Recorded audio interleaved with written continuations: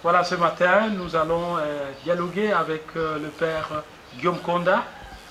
Et dans cette interview, j'ai associé le père Benjamin Fari, qui est ministre de cette communauté. Bonjour, mes pères.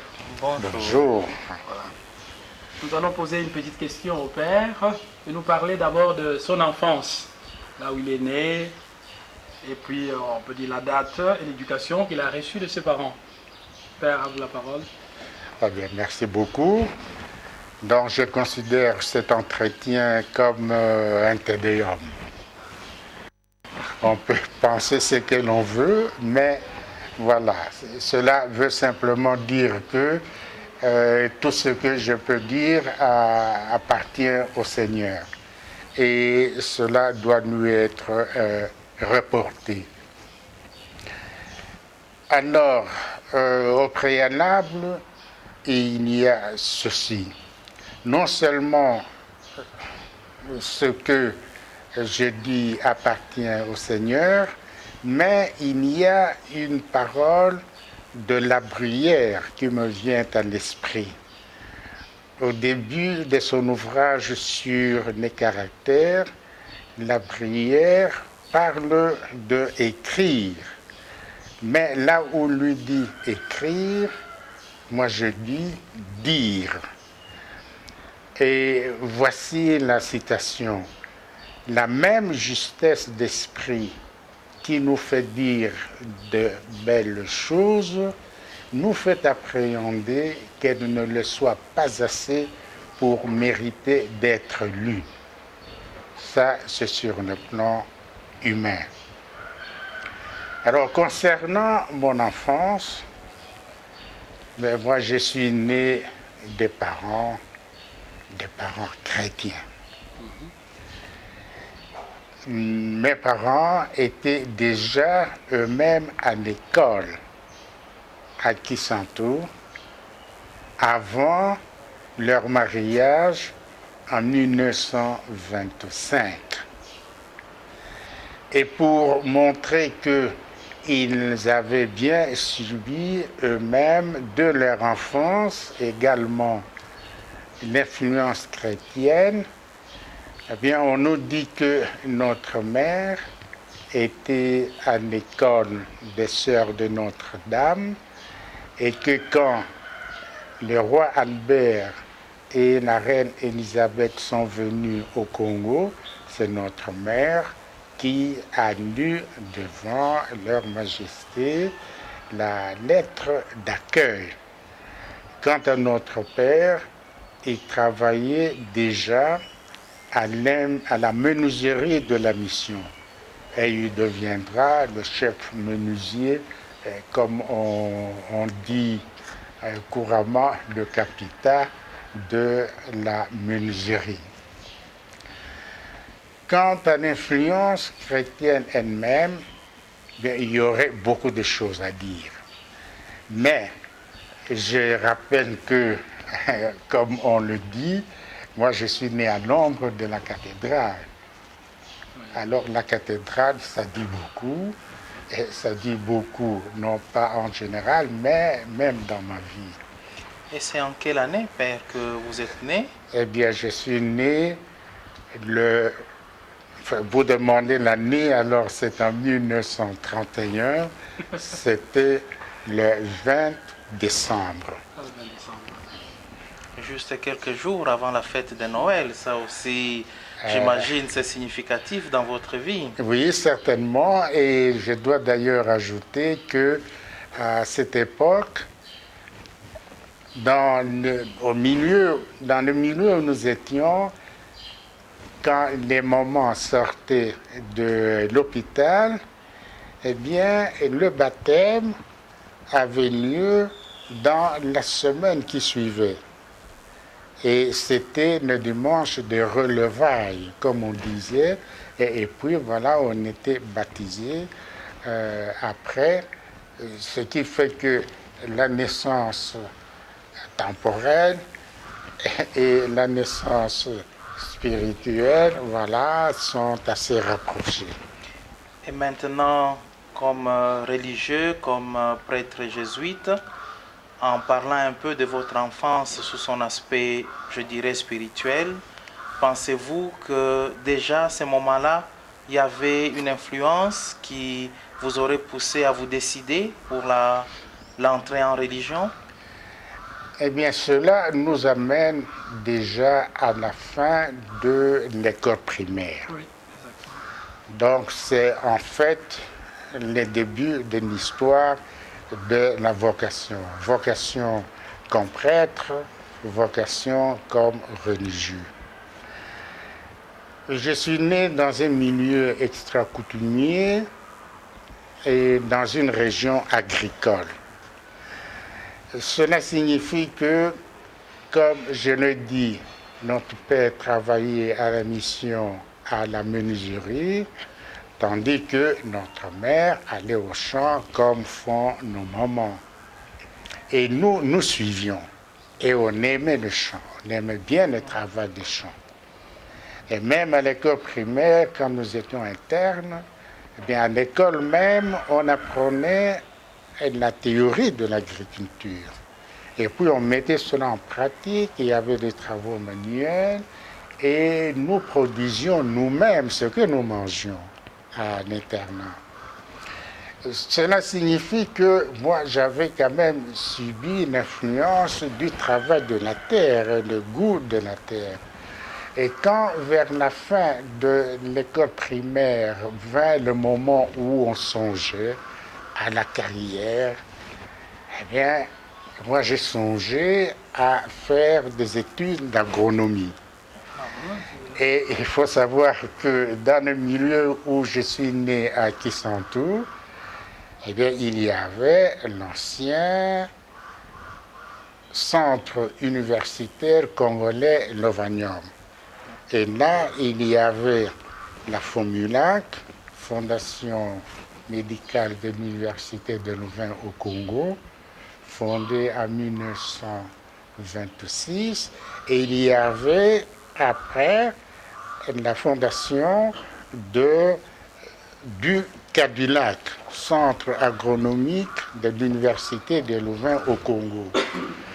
Alors, du Cadulac sortaient ce qu'on appelait les assistants agricoles indigènes. Et c'était des grands messieurs, étaient très respectés, respectables, et qui alors sillonnaient la région pour ce qui concerne l'agriculture. Et moi, j'ai été marqué par cela. Et qu'est-ce qui vous a alors poussé à changer d'avis? Eh bien, à cette période-là, donc quand il fallait songer au choix d'une carrière, eh bien, il y avait un ami très intime, avec qui j'ai partagé, ou nous avons partagé. Alors, en parlant, lui a dit qu'il avait choisi le petit séminaire. Alors, avec toute l'influence que moi j'avais subie, le milieu chrétien avec des belles cérémonies liturgiques à la cathédrale, et puis le travail et le dévouement de père, eh bien, grâce à ce partage, eh bien, j'ai changé d'avis. Alors, au lieu d'aller à l'EMA, donc l'EMA, c'est l'école normale d'agriculture, qui préparait l'entrée à ce centre-là, eh bien, oui, je suis allé au petit séminaire. Super, vous avez parlé de l'influence de père, et ça c'est très capital pour un jeune qui veut faire un choix. Et là, sans doute, c'était les pères jésuites qui vous ont marqué. Quel est le père qui vous a le plus marqué à la mission là, qui s'en doute? Ou les pères, parce que c'était assez nombreux, ils étaient assez nombreux, je crois. Moi, je dirais que il n'y a pas une personnalité marquante comme cela. Parce que les travaux de père, nous voyons que les pères comme les frères, c'était vraiment une équipe. Oui. Et que chacun, là où il était, travaillait pour une même œuvre. Et tout le monde s'adonnait très généreusement, avec beaucoup de dévouement à cette œuvre-là. Nous, comme petits, enfin comme jeunes, nous allions souvent chez le vieux père. Vous vous rappelez le nom de Oui, le vieux père Soinette, par Ah, exemple. le père Soinette. Oui. Et nous allions chez lui, et lui avait travaillé comme excurrence, donc comme itinérant, dans la région qui est la région de Montclan. Oui. Quelle région? Laquelle? Eh bien, la région de Kintuli. C'est sur la route qui part d'Engueba, Oui. sur la route de l'Infoui. Il y a une route qui part de là vers Ndembo, oui. Un grand centre. Oui. Alors cette région, eh bien, se situe le long de cette route, du moins de villages importants. Et le petit séminaire, c'était aussi les pères jésuites qui étaient là? Les petits séminaires, c'était aussi le père jésuite. Et comment s'est passée alors la décision pour vous pour entrer dans la compagnie?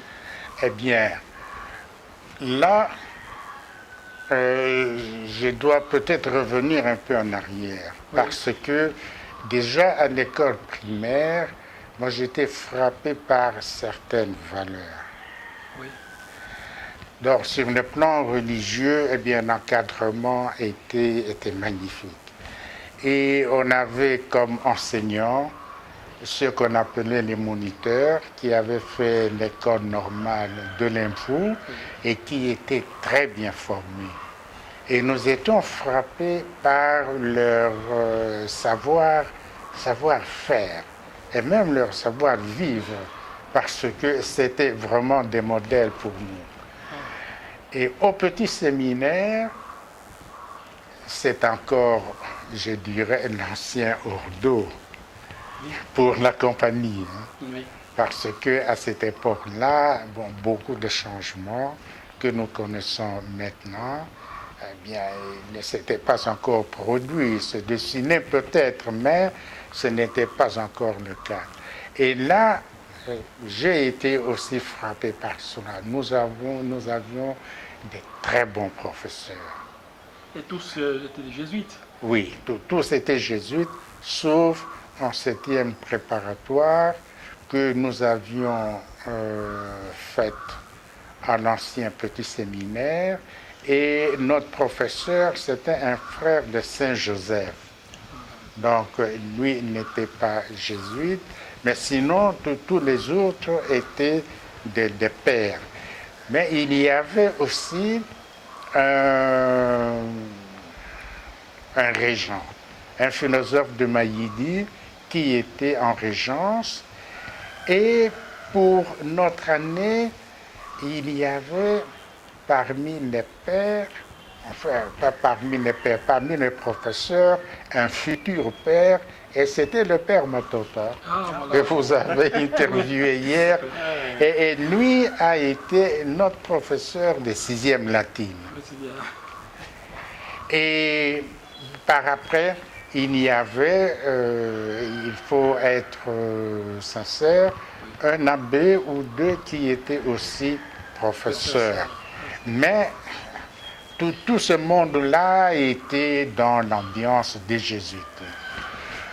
Et donc, ils étaient des professeurs chevronnés. Et puis,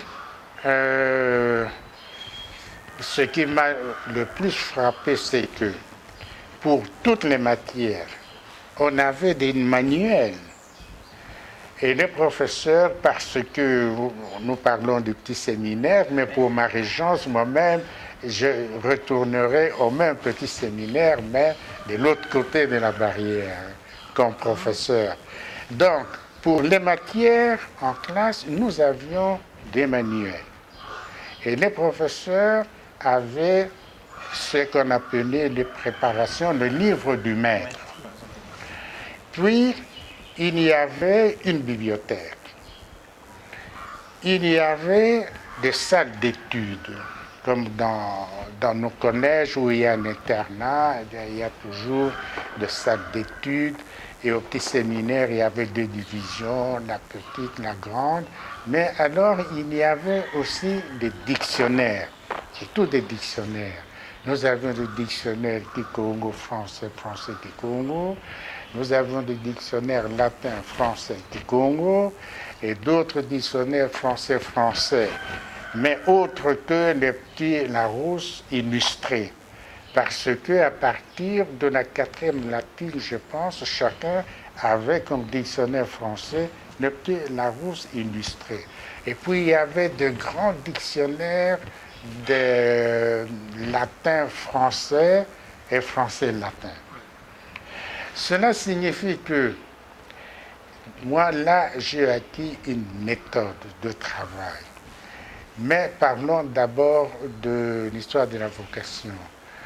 Notre professeur de religion, c'était sans doute en seconde, hein, parce que là, les années allaient de la 7e en 6e, en 5e, etc. Donc on remontait. Donc en 3e, nous avons eu comme professeur le père Boots, Fernand Boots, mais ce n'était pas lui, il était scolastique et il ne donnait pas le cours de religion, du moins d'après mes souvenirs. Mais alors, en seconde, c'était le père Van Stratum qui donnait le cours de religion. Et un jour, pendant le cours de religion, il a, pour moi, il a souligné une phrase. Le sacrifice du Christ est mieux achevé dans la vie religieuse. Maintenant, on peut se demander, mais est-ce qu'on revient à la discussion des états de perfection? Donc, si vous n'allez pas dans la vie religieuse, vous n'achèverez pas le sacrifice du Christ. Tout ça, ce sont des discussions peut-être qu'on peut engager. Mais l'idée est que, comme dit Sainte Thérèse de l'Enfant Jésus, s'il faut aller au 10e étage, vous pouvez prendre l'escalier et vous arriverez. Mais si vous prenez l'ascenseur, mais vous arrivez plus vite. Tout à fait. Et donc, dans l'ordre des moyens, eh bien, il y a des moyens qui sont plus proches pour atteindre la fin. Donc, c'est cette phrase-là qui m'est restée. Et à quel moment alors, Père, êtes-vous entré dans la compagnie et comment cela s'était passé? Alors, à partir de ce moment-là, je me suis ouvert à mon père spirituel parce qu'au petit séminaire, en fait, nous avons vécu une sorte de pré-noviciat parce qu'au point de vue religieux, au point de vue discipline, il y a des choses que nous avons mieux comprises au noviciat en disant, voilà. C'est ce que nous avons vécu. Alors, j'en ai parlé évidemment à mon père spirituel. Et qui était votre père spirituel? C'était le père Joseph de Quelard. Ah, Joseph de Quelard. Et le père spirituel m'a donné les conseils qu'il fallait. Et puis, en rhétorique, j'en ai parlé vraiment au père Van Stratum lui-même, qui était le directeur du petit séminaire. Alors, on a fait les démarches nécessaires.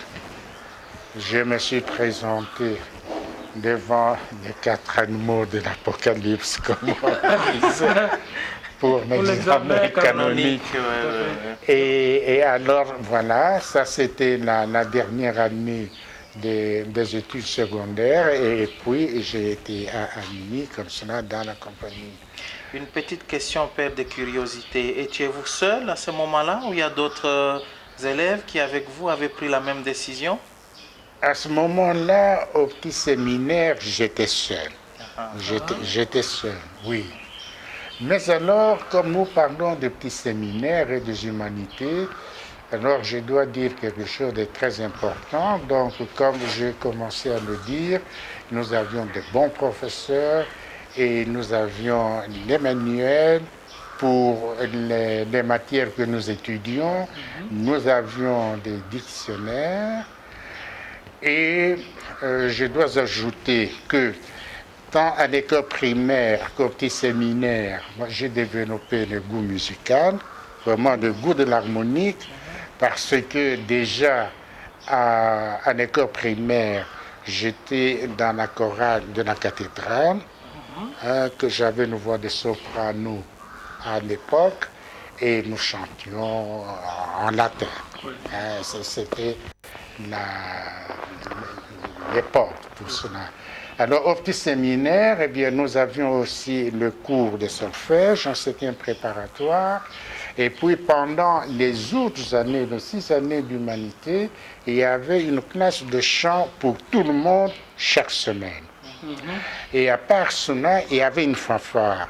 À l'école primaire aussi, à la mission, il y avait une fanfare. Le fameux fanfare de Kissantou. Oui, mais à l'époque, c'était une véritable fanfare. Donc, vous avez des instruments, vous avez des partitions, vous avez des morceaux de fanfare qu'on peut entendre en Belgique ou bien en Italie. C'était vraiment cela. Et au petit séminaire, c'était la même chose. Mais alors, ce que moi j'ai ramené de là-bas, donc à part ce goût de la musique, et puis j'ai appris à jouer à l'harmonium, et j'étais instrumentiste aussi à la fanfare, mais c'est la méthode pour le travail. La méthode est le travail personnel, mais un travail acharné. Parce qu'on nous apprenait à travailler vraiment. Et s'il y avait quelque chose, il ne fallait pas deviner. On avait les manuels, on avait les dictionnaires, donc il fallait aller vérifier. Et ce goût du travail est du travail personnel, c'est-à-dire on avait tant d'instruments et il fallait tenir compte du programme que l'on suivait, mais alors, une fois qu'on avait du temps libre, eh bien, on pouvait lire. Il y avait le goût de la lecture et le goût de l'étude, et pour aborder même des choses qu'on n'avait pas vues en classe. Donc, c'est cet acharnement au travail, le goût d'une méthode que j'ai ramené surtout des humanités. Et cela va m'accompagner au juvénat, au noviciat, en philosophie, en théologie, et voilà. Super, on voit bien que la formation à l'école primaire, tout comme au petit séminaire, c'était déjà une grande préparation pour vous. Et finalement, nous voulons parler un tout petit peu aussi du noviciat, qui est une étape très fondamentale dans la vie de jésuite. Oui. Et plus précisément de la grande retraite des exercices et vos relations avec le conovice, avec le père maître. Et comme vous avez fait et le noviciat et le juvénat, je crois bien du même endroit, Oui. vous pouvez nous résumer un peu le moment fort de cette étape ou de ces étapes de formation pour vous dans le Quilo, avec le père, avec le conovice, voilà. Bien, comme nous sommes partis de la phrase qui est à l'origine de ma vocation religieuse, nous ne connaissions que des jésuites comme religieux, eh bien c'était normal que le choix se fixe sur les jésuites. Alors là, comme il s'agissait pour moi d'achever le sacrifice du Christ, parce que dans l'idée de sacrifice, il y a l'idée de mort, parce que les animaux qu'on sacrifiait pour les péchés, eh bien, il y a l'idée de mort. Alors, la mort, maintenant, c'est voilà, le vieil homme qu'il fallait crucifier. Alors, il fallait se laisser faire. Donc, entrer vraiment dans tout ce qu'on nous disait au noviciat pour la formation et pour la probation. Et nous avions un père maître qui était très bon père maître. D'ailleurs, on n'en a pas connu deux. Et c'était le père Turine. Et nous avions là aussi des manuels. Et nous avions tant et tant de livres pour la vie religieuse aussi en latin ou en français, etc. Alors là, je gardais les mêmes goûts. hein, d'assimiler d'abord ce qui était comme matière, disons, au noviciat, et de mettre ça en pratique, mais aussi de lire à côté. Oui. Ça, c'est le côté un peu érudition.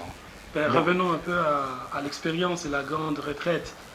Pouvez-vous vous rappeler de votre élection, si possible? Ou bien ça coïncide toujours dans l'esprit de sacrifice dont vous nous parliez tout à l'heure?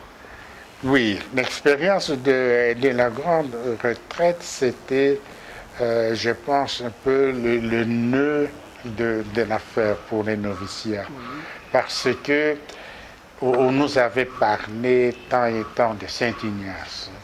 Et nous avions, tant à l'école primaire qu'au petit séminaire, célébré la fête d'Ignace, de Saint-Ignace avec beaucoup de faste. Et nous connaissions déjà l'hymne à Saint-Ignace, Loyola, etc. Et bien maintenant, dans la grande retraite, on découvrait un maître. Un maître de vie, de la vie religieuse, puisque c'est un cadre spécial, et un maître d'oraison. Donc nous sommes entrés là-dedans, comme le dit une des annotations, avec un cœur grand. Large et généreux. Oui, donc c'était vraiment comme cela. Et grâce à mon entrée ou ma participation à des chorales, eh bien, nous étions un peu remplis de certaines mélodies, des hymnes, des psaumes et tout cela. Ce qui fait que j'étais, comme beaucoup, aidé par cela. Et déjà au petit séminaire, il y avait un motet qui nous parlait de Saint François Xavier et qui parlait dit ô grande âme, que la même flamme. Oui. Et donc c'est sa flamme à Vous lui. connaissiez aussi les bienheureux Pierre Favre? Avant d'entrer au noviciat, non. Avant d'entrer au noviciat, je dirais non. Mais alors, à ce moment-là, eh bien, nous retrouvions la source de l'énergie des pères que nous avions connus. Et alors, nous parlons de la prière, eh bien, on voyait quelle était la source de cela.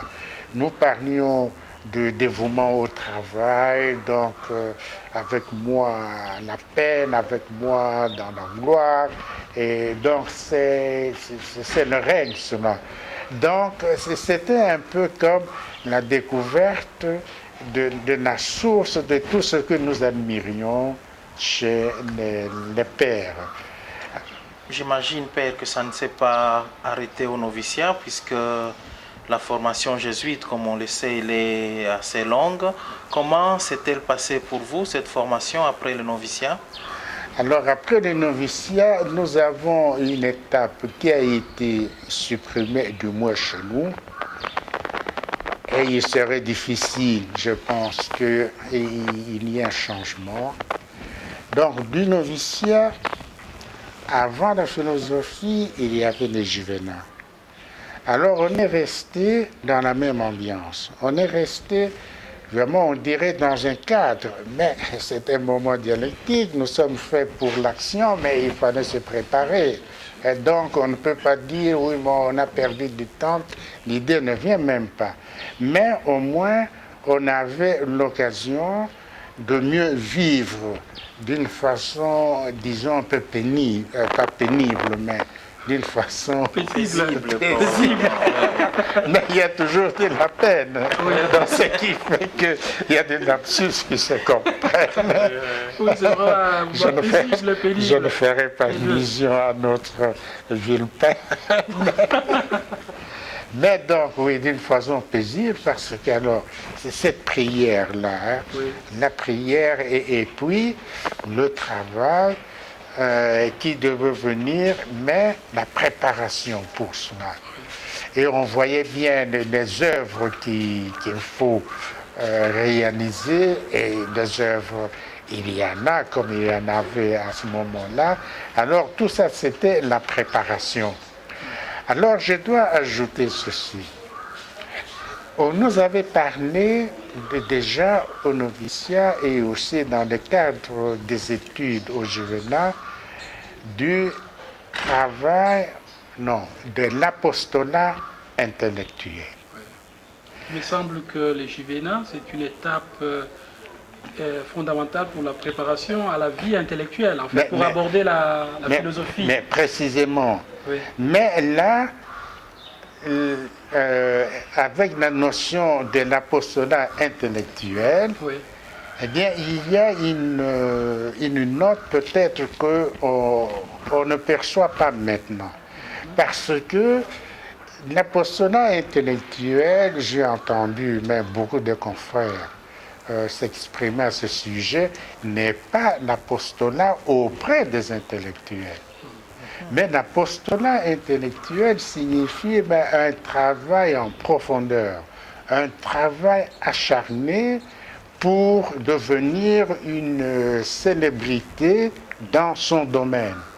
Parce que dans la formule de l'Institut, Saint-Ignace dit encore que donc cet institut réclame des gens évidemment humbles et prudents, mais tout à fait humbles et prudents en Jésus-Christ ou dans le Christ, puis éminents par la pureté de la vie religieuse et par la science. Voilà, éminent. Donc, le travail, il y a un moment pour travailler, un moment pour se préparer au travail. Alors, ce moment-là, les études, c'est un moment qui requiert tout l'homme. On avait beaucoup insisté sur cela et au noviciat et au Juvénat même. Donc, ce qui fait que ça rejoignait un peu ce que je dis concernant la méthode. Hein, vous devez avoir une méthode de travail et travailler avec acharnement. Alors après cette bonne préparation, disons, du Juvénat, vous étiez arrivé à Kimwenza. C'est le terrain favorable pour mettre en pratique ce que vous avez appris, une méthode, l'apostolat intellectuel. Oui. Alors peut-être vous pouvez nous parler de cette expérience philosophique et les auteurs préférés, les auteurs philosophes, et même les professeurs ici qui vous ont marqué, et vos rapports avec le scolastique, les autres compagnons et les formateurs. La vie à Kimwenza, grosso modo. Donc, je suis parti de Juvénat avec cette idée-là de l'apostolat intellectuel et avec aussi ce qui fait notre idéal. Donc, dans la formule de l'Institut, il est dit que l'Institut a été voulu par Dieu, enfin Saint-Ignace ne s'exprime pas comme cela, mais c'est pour défendre la foi, propager la foi, et pour le progrès des âmes dans la doctrine et la vie chrétienne. Or, pour défendre la foi, et aussi la propager, mais défendre la foi, bien, un des éléments capitaux, eh bien, c'est l'argumentation ou la prédication ou les dialogues, si vous voulez, mais quand on dit défendre, c'est qu'il y a des opinions contraires. Il y a comme des anniversaires et des adversaires, donc des hérésies. Alors pour défendre la foi, d'ailleurs la propager pour tout le reste, la raison, c'est capital. Donc la raison, c'est un peu comme un instrument, une machette que nous devons employer, mais il faut que ce soit bien aiguisé.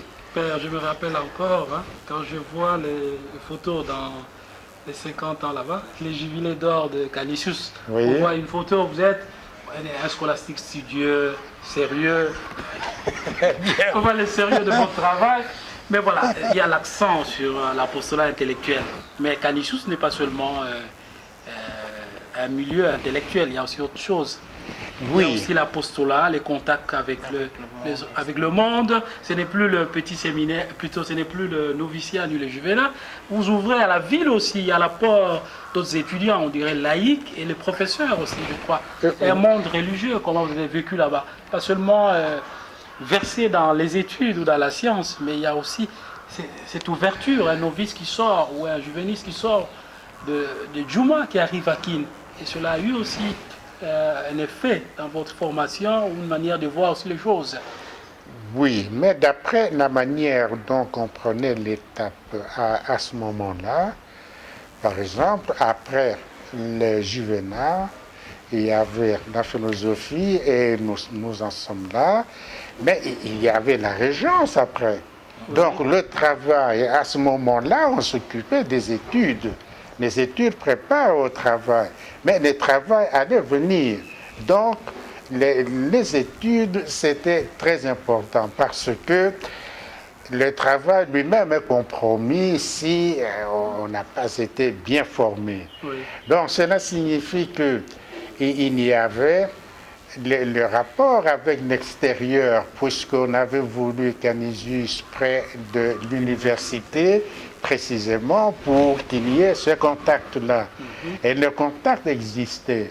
Nous connaissions ce monde-là, nous avions fait même des excursions avec Monseigneur Chibangou et les autres étudiants à l'université, et nous avons joué des matchs de football, Skonassi Kimwenza et étudiants de l'université.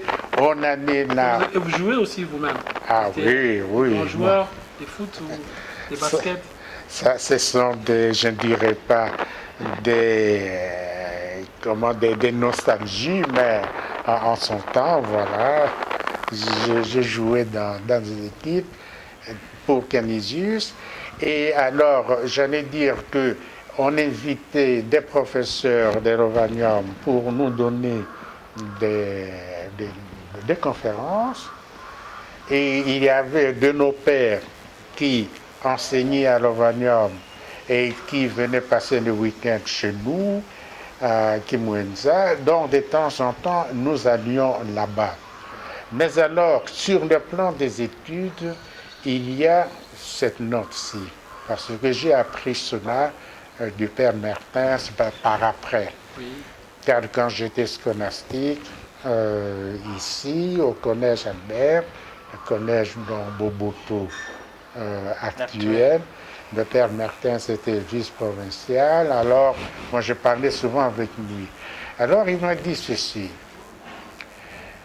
à ce moment-là, étant donné la mentalité, même dans la province, on a fait en sorte que les cours que nous avions à Kimwenza en philosophie, c'était les cours que les pères ici avaient eus en Belgique.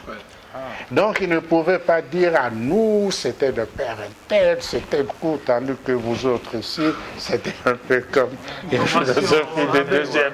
Non, les cours étaient les mêmes. Et les professeurs nous donnaient le cours qu'ils avaient eux-mêmes eu là-bas, sauf le cours qui nous a vraiment réveillés à la philosophie, le cours d'éthique générale. C'est un certain père Franchimont qui nous a donné ce cours, oui, Philippe Franchimont, et il a dit, il y a 20 ans, j'aurais pris le cours du père Brisebois. Le père Brisebois, oui, était très célèbre aussi à Louvain, chez nous, pour son éthique générale. Mais, dit-il, maintenant, je dois vous donner le cours du père Van der Kerk. Donc, c'est un cours qui était un peu du type hegelien. Donc, il y avait là-dedans un filigrane. C'était vraiment la découverte de l'éthique, hein, à ce moment-là, oui. Et moi, je garde encore le souvenir de ce cours-là et ça m'a beaucoup aidé. Il semble, Père, que pendant cette période-là, il y a des scolastiques d'autres provinces, et particulièrement des provinces belges, qui venaient étudier aussi à Kimwenza? Eh bien, ça c'est tout à fait juste. Donc, dans mon année là-bas, au début, en première année, en première année, nous étions 5. Comme Congolais, il y avait Feu Claude Mafema et moi qui, en entrant au noviciat, venions du petit séminaire. Mais il y avait à côté de nous, à côté donc de nous deux, le père Boka et le père Adjaben Vin, qui eux avaient fait une année avaient été au grand séminaire.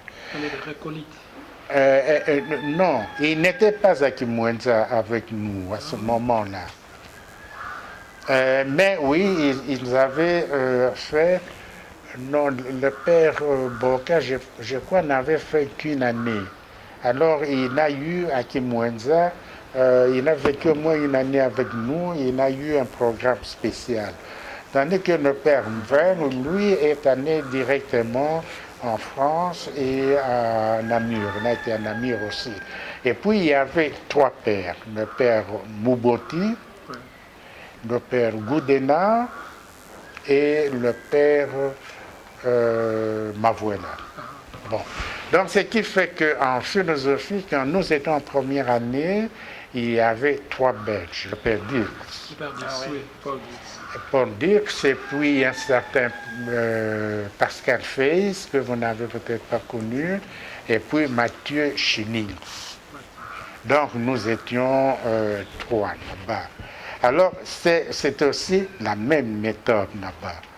Donc, il fallait, pour défendre la foi, il y a les autres choses qui viennent aussi, donc aiguiser cet instrument qui était la raison. Alors, d'après la disposition des cours, c'était rattaché cela à l'ancien Ratio Studiorum, eh bien, il y avait la logique majeure, la logique mineure. Alors, il fallait être rompu là-dedans, le syllogisme, et puis toutes les autres, l'épistémologie, etc. Et puis, nous avions chacun un exemplaire de la Somme de saint Thomas en philosophie. Il y a une préparation à la théologie. À la théologie. Oui, mais il est philosophe aussi, hein, c'est saint Thomas. Et puis, nous avions sondé Veritate. C'est déjà la scolastique. Et puis, il y a dans la Summa contre Gentiles. Oui. La somme, oui, contre les gentils. Eh bien, là, il prend une parole de saint Irénée qui dit, voilà, il faut partir de ce que disent les païens pour trouver les raisons de réfuter leurs erreurs. Donc, vous voyez, c'est toujours la raison. Donc, on aimait très bien la philosophie comme cela, et les professeurs étaient excellents, et parmi eux, il y a eu le père Joseph de Wolf. Ah, le fameux de Wolf. Le fameux, oui, vraiment, il faut dire fameux, parce que c'est quelqu'un qui était docteur en théologie, et qui devait enseigner à Maïdi. Il a passé, d'après ce qu'on m'a dit, je n'ai pas vu le dossier, il est arrivé à Maïdi, il est resté 3 nuits. On avait besoin d'un professeur de rhétorique au collège de Bukavu. Il est allé là à l'intérim. Mais c'est un provisoire qui a duré 9 ans. Donc il a été 9 ans professeur de rhétorique. Donc, ce qui fait qu'il avait approfondi tous ces mondes antiques, tous ces courants, tous ces grands auteurs, etc. Et puis, la 10e année, il a été directeur ou recteur de ce collège-là. Alors, quand on a ouvert le philosophat chez nous, il est venu dans le Bas-Congo, mais pas comme professeur de théologie, mais comme professeur de philosophie. Et il est passé par Djouma quand nous étions au Juvénal. Mais alors, c'était un esprit solide, vraiment très solide. Pour revenir un peu sur la méthode et le souci du travail bien fait, au moment où vous avez fini la philosophie et que vous êtes allé en régence, Avez-vous vu que cela était vraiment une préparation qui vous a permis de bien travailler pendant la régence? Oui, parce que déjà au Juvénat, nous avions un cours sur la pédagogie. Mais, vous savez, à l'époque, on n'avait pas encore été professeur soi-même. Bien, on nous parlait d'une certaine méthodologie, bon, on nous parlait de principes de critique historique, entre autres, parce qu'on allait donner des cours, bon. Mais quand moi je suis retourné au petit séminaire, donc j'ai fait la première année de régence au petit séminaire de l'Info, la deuxième année de régence là-bas aussi, avec le père Becuy, et puis la troisième année ici. Alors, donc, il y a d'abord le souci du programme. Il faut y arriver. Et les élèves avaient les manuels, ils avaient le dictionnaire, et il fallait leur apprendre le travail personnel. Alors, il fallait vraiment leur apprendre cela. Et ils s'y sont mis. Parce que j'entends des échos ici. J'ai des anciens élèves qui sont directeurs à l'ONATRA. Il y a entre autres Maître Matadouamba ici. Et d'autres anciens qui disent, eh bien, ce qui nous a formés, ce n'était pas l'université, mais c'était la méthode que nous avons eue au collège. Ah, super. Parce que on leur disait, mais travailler, c'est travailler. Alors il ne fallait pas se contenter d'être à peu près. Et il fallait, eh bien, apprendre votre matière, eh bien, essayer d'avoir le plus de points possible. Mais alors, comme vous avez le livre avec vous, eh bien, étudiez autre chose, préparez autre chose. Et alors, il y en a qui lisaient, il y en a qui travaillaient.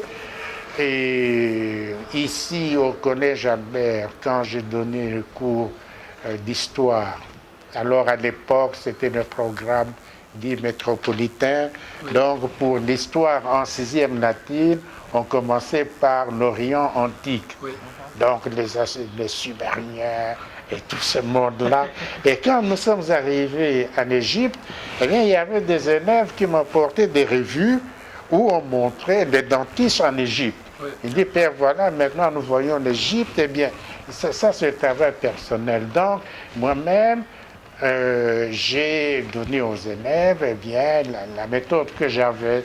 Oui. Alors, finalement, vous avez donné ce que vous avez reçu. Oui, oui. Ce que vous avez appris vous-même au petit séminaire, au noviciat, au Juvénat, ainsi qu'à Saint-Pierre-Canisius, comme disait le Père Benjamin. Cette méthode, c'était vraiment sa mise en pratique. Après va venir l'étape fondamentale, je dirais, pour la formation d'un prêtre.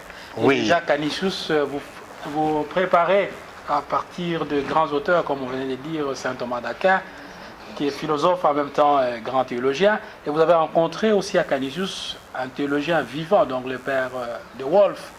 Oui, oui. Et vous étiez rentré en théologie. La théologie, je crois que ça mérite une attention particulière. Et je crois que vous avez fait la théologie dans des milieux aussi diversifiés, et en dehors de notre continent aussi. Et là, nous pouvons apprendre beaucoup de vous.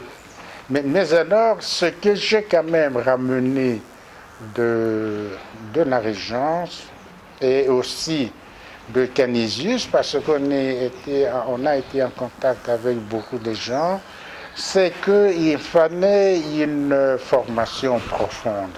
Oui. Il fallait vraiment une formation profonde. Et comme on devait s'occuper aussi du social, parce que en Régence, bien, il y avait un tas d'autres activités qui venaient, et moi, je me disais, eh bien, ce moment de théologie, eh bien, c'est un moment où aussi les études, voilà, requièrent tout l'homme. C'était la même idée. Et j'étais très encouragé par la méthode. bien ce que j'ai ramené de Kimwenza, parce que je m'attendais à trouver en théologie un professeur du même type. Et quand j'étais là, il y avait un ancien provincial chez qui j'allais, parce qu'on gagne beaucoup à parler avec le vieux père.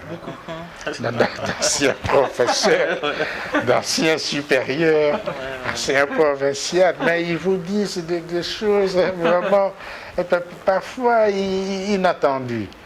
Et alors, celui-là m'a dit, mais parce que vis-à-vis de nous, bien, on était un peu comme cela, c'est noir, qu'est-ce qu'ils valent, qu'est-ce que...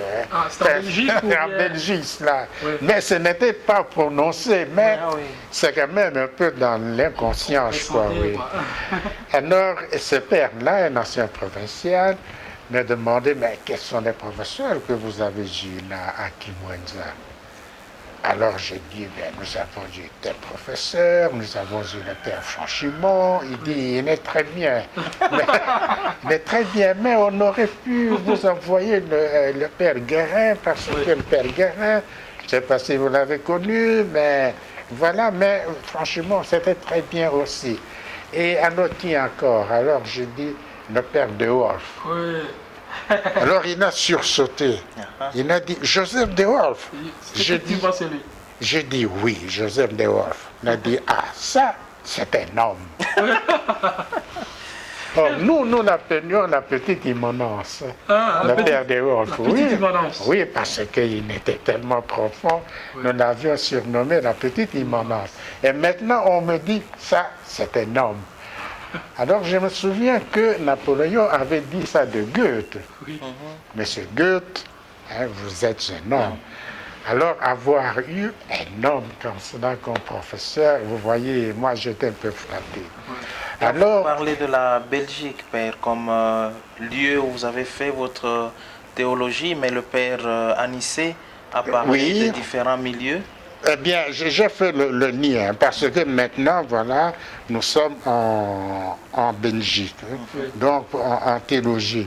Alors là, moi j'ai trouvé j'ai pratiqué la même méthode, parce que de même pour la régence, pour former, etc., il y a le principe de la scolastique en philosophie qui dit « ens agit sivi simile ». Donc l'être agit conformément ou semblablement à lui-même. Donc c'est ce que vous êtes, comme vous avez dit, ce que vous avez reçu, c'est ce que vous avez donné. Donc c'est la même méthode. Donc il fallait entrer dans un programme et puis il y avait le travail personnel et l'intérêt pour des choses qui avaient frappé. Parce que, et ça c'est une parenthèse que je fais, c'est du moins mon impression. Quand on est en philosophie, donc je prends la philosophie, on a des cours, et puis maintenant on n'a peut-être pas de thèse, je ne sais pas, mais il y a un cours, un traité. Et quand vous l'avez terminé, je dis, ça n'est pas thèse. Quand vous avez développé une thèse, par exemple, l'âme est immortelle. C'est une thèse de psychologie qui à l'époque était dite supérieure. Mais quand vous arrivez à la fin, il faut voir les adversaires, ceux qui prétendent le contraire, ou que l'âme n'existe pas, ou elle n'est pas immortelle. De l'autre côté, il y a peut-être le nirvana. Alors, est-ce que c'est une immortalité, tout cela? Mais donc, vous devez connaître les adversaires et puis savoir qu'est-ce qu'ils disent et comment vous les réfutez. Hein? Donc, il fallait cela. Donc, ce qui fait que, il y a une question à laquelle je n'ai pas répondu, ce qui fait que, moi, en philosophie et en théologie, à partir du moment où vous avez un système, ce qui compte, ce n'est pas un auteur qui m'a frappé, non. Ceux qui m'ont aidé à entrer dans le système. Effectivement. Oui, parce que vous entrez dans un système. Et quand, par exemple, en morale, maintenant nous sommes en théologie, pour comprendre le péché, hein, parce que, comme on a vu hier au football, hier Ronaldinho, qui a frappé un joueur, alors on a dit oui, mais ce n'était pas volontaire. Donc ce n'était pas un acte humain. Alors vous avez un principe qui dit les actes sont spécifiés par l'objet. Eh bien, dans ce système, vous devez connaître ce que c'est qu'un objet. Alors le péché, ce sera aussi un acte. Et il va être spécifié par un objet. Alors qu'est-ce que c'est? Donc, pour faire une très bonne théologie, il faut faire une bonne philosophie. Oui. Sinon, vous n'avez pas d'ordre dans l'idée. Donc, dans cette ligne-là, la philosophie, d'abord à Louvain, a été vue comme cela. Donc, nous sommes entrés dans la grande tradition, voilà, de cette maison qui a connu les maréchals, oui, des gens comme cela, et puis aussi des grands théologiens. Et nous avons, nous sommes entrés comme dans un moule comme cela. Et alors, ce que j'ajouterais, c'est que quand en philosophie déjà et en théologie, on démontrait une thèse, parce qu'on avait l'avantage de sectionner comme cela les différents domaines du savoir. Alors, c'est comme en philosophie, il y a un cours de cosmologie, il y aura un cours sur l'âme, il y aura un cours sur, sur Dieu, avec la théologie. Donc, quand on sectionne comme cela, eh bien, vous devez faire un effort d'unifier cela. Parce que la philosophie est une, la théologie est une pour nous-mêmes, nous sommes un. Alors, il faut voir comment faire la synthèse. Mais alors, en théologie surtout, dans la méthode, entre cette note que beaucoup négligent. Quand vous avez une thèse ou une assertion, il faut la qualification théologique. Alors, vous devez dire, par exemple, l'Assomption de la Vierge Marie. L'Assomption, ça c'est de foi définie. Donc, une proposition étant donnée, vous devez savoir qu'elle est de foi définie, ou elle est simplement de foi, ou elle est dans la foi de l'Église, pour n'importe quel chrétien, ou bien c'est une opinion très répandue, ou bien c'est l'opinion de quelques théologiens, mais grands théologiens. Mais alors aussi Saint Thomas a une opinion, vous voyez, entre l'opinion de Saint Thomas et l'opinion de Schleiermacher, etc. Eh bien, c'est différent. Donc, vous savez, puisqu'il faut défendre la foi, alors il faut savoir ce que dit la foi et que vous devez tenir. Alors, il faut savoir ce qui est soumis à la réflexion, au débat, et ainsi de suite. Donc, l'Église, en fait, ne met pas de cloison comme cela. Mais à ce moment-là, il existait déjà des orientations à l'intérieur de la théologie elle-même. Quelle est l'orientation, Père, qui vous avait attiré et est-ce que vous savez nous dire comment vous étiez pris pour pouvoir faire cela? Eh bien, l'orientation comme telle, moi je la vois en morale, mais pas personnellement, mais pour la compagnie. Parce qu'en fait, ce qui comptait là-bas, c'est la position des jésuites. Donc, dans l'Église, eh bien, nous avons une position. Jadis, même quand on parlait de Bellarmine, etc., là on disait les papistes, vous voyez. Donc vous avez que comme une position. Alors en théologie, eh bien, nous avions des positions qui en fait étaient contre ce qu'on appelait le modernisme. Oui, Père, mais c'est bon, hein, c'est la question posée par le Père Fary. Mais j'y arrive. Parce qu'il y avait comme système, moi je le vois en morale. Oui. Parce qu'en morale, il y a aussi le laxisme, le rigorisme, etc.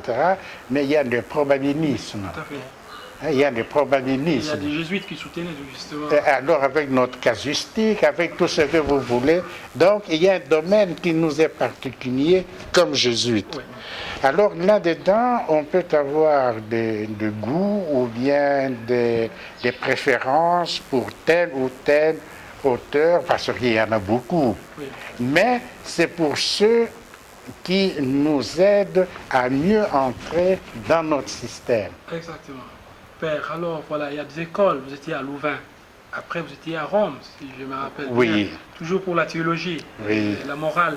Et puis, je crois que vous étiez en Allemagne. Les milieux influencent aussi beaucoup dans Oui. la manière d'entrer dans la théologie. D'entrer dans le système. Dans les aussi, systèmes je même crois. d'avancée. La Belgique, oui, c'est Louvain a un système. Oui. La grégorienne a un système. En Allemagne, quelle ville vous étiez? Eh bien, en Allemagne, bien, je suis, pour la théologie, je suis resté plus à Innsbruck à côté de Munich. Donc, il y a dans la grande maison Innsbruck où a étudié par exemple le père Bouguemet. Oui. Mais en Allemagne, comme j'étais déjà comme prêtre, alors j'ai étudié vraiment la langue là-bas, j'ai fait du ministère là-bas.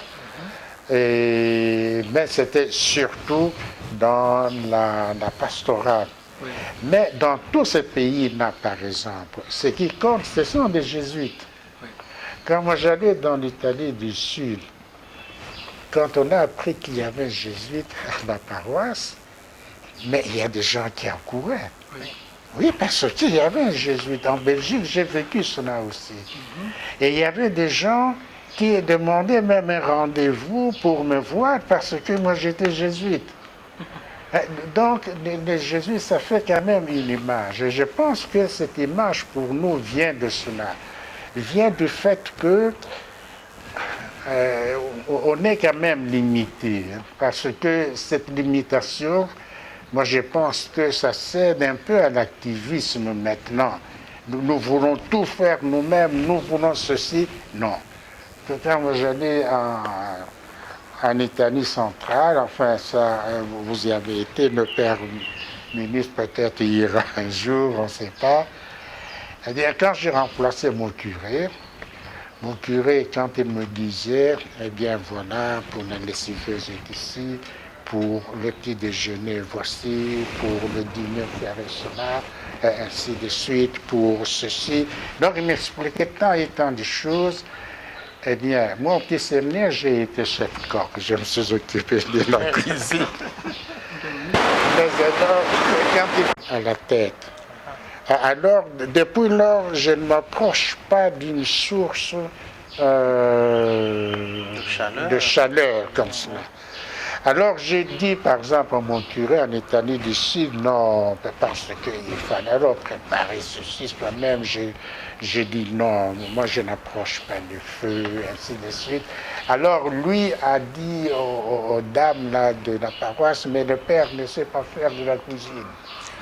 Alors, à vous de le nourrir. Mais moi, j'étais content, parce qu'il y avait des gens des familles qui nettoyaient mon linge, des familles qui m'invitaient, qui se disputaient pour cela, des familles qui me donnaient de l'eau, d'autres les fruits, etc. Le soir, tiens, vous ne venez pas chez nous, alors ce sera pour demain. Mais alors, moi, j'étais plus libre. Ce qui fait que je pouvais, dans la matinée, rester dans l'église, dire mon chapelet, dire mon bréviaire, être à la disposition des gens. Et les gens savaient qu'il y avait un prêtre. Et ils venaient pour parler ou pour se confesser. Et le soir, bon, je célébrais la messe. Alors moi, j'ai dit, mais me libérer comme cela, moi je trouvais que ça valait la peine. Oui.